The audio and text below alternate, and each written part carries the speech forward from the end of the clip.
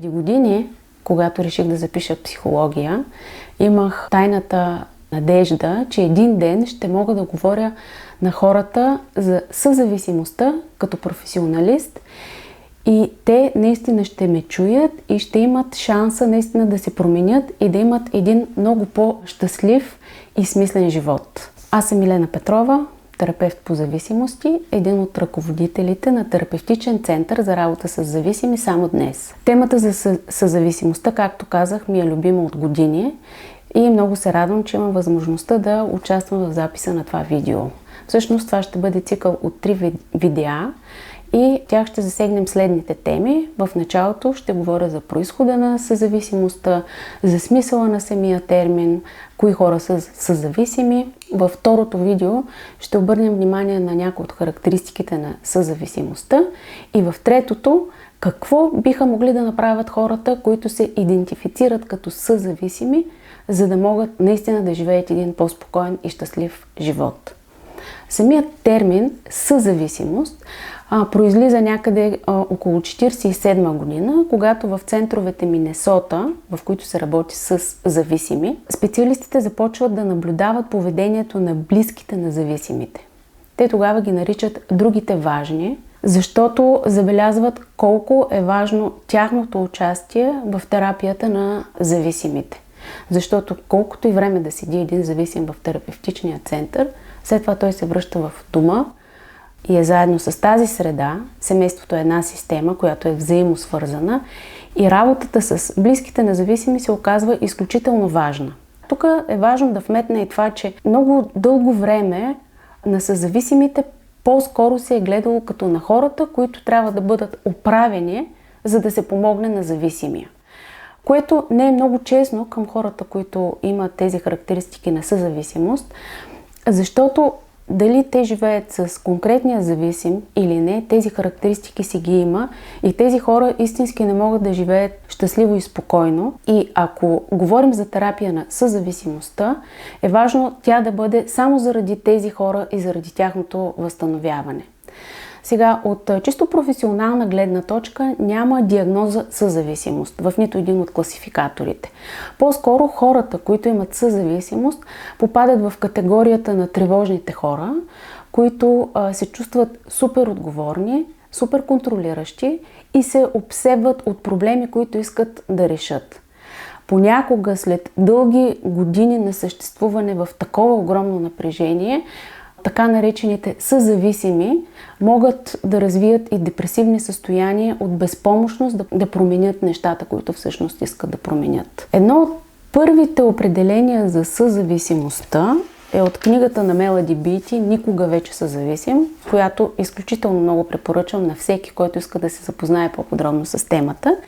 И то звучи така: съзависим е онзи, който е позволил да бъде повлиян от поведението на друг човек и е обсебен от идеята да контролира поведението на този човек. Аз харесвам много едно друго определение, което е: съзависимостта е когато някой или нещо се превърне в твой ад. И сега в началото този термин съзависимост е бил свързан изключително много с близките на зависими. В последствие специалистите забелязват, че има хора, които всъщност нямат близък зависим, а имат абсолютно същите характеристики. Така че когато говорим за характеристиките на съзависимостта, е добре да си има предвид, че те не се отнасят единствено за хора, които имат близки зависими. Аз започнах с това, че много исках да уча психология, за да мога да говоря на хората за съзависимостта. И всъщност във връзка с тази моя идея, моята дипломна работа беше по темата с съзависимостта. Целта на дипломната работа беше да покажа дали определен метод за работа с съзависимостта води до успех. След като направих необходимите изследвания и тестове, извода беше, че всъщност този метод не помага. Аз виждах, че той помага. Между другото, бях доста изкушена да променя резултатите от самата дипломна работа, за да покажат това, което много ми се искаше да се види. Но мислейки защо са се получили тези резултати, аз осъзнах едно нещо. Че хората, които трябваше да отговарят на тестовете за съзависимост, хората, които не бяха преминали този тип работа с съзависимостта си, те нямаха необходимото ниво на осъзнаване. И всъщност във втората част на видеята аз ще ви прочета въпросите от този тест, но ще отделя малко повече време, за да дам разяснения и примери как конкретните въпроси може да са свързани с живота на съзависимия човек. Нещо друго също много ми направи много силно впечатление и мисля, че това е много характерно за съзависимите. Направих част от изследванията си в една от психоболниците и там имаше една жена, която беше заедно с нейния близък зависим. По време на изследването изследвах и зависими, и съзависими. Въпросната жена беше с нейния близък зависим в психоболницата и когато дадах на него да попълни теста, тя каза: аз мога да го попълня вместо него. И всъщност наистина тя попълни теста вместо съпруга си. Тоест това е една характеристика изключително показателна за близките на зависими и за хората, които притежават тази съзависимост.